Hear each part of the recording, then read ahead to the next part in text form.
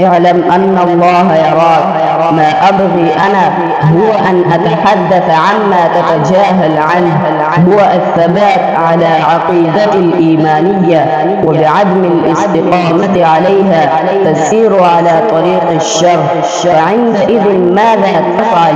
أن تثبت ثابتا كالجبل الشامخ في طريق الإيمان وتتعامل مع النفس بالسياسة.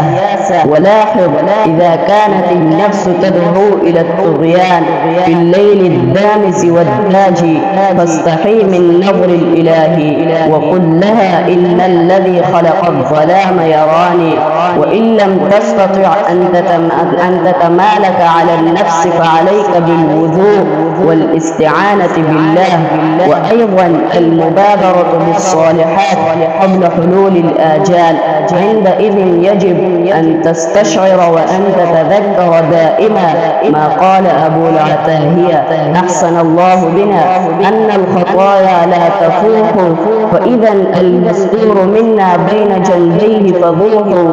وأما أمرك إيمانك بالصالحات فافعل بما أمرت ولا حاجة لك بالتفكير فيه، وقيد نفسك بالسلاسل ولا تردد فيه أن الله سترك بستره الجميل. واجتنب عن الخلوة لأنها تدلك على باب المعاصي.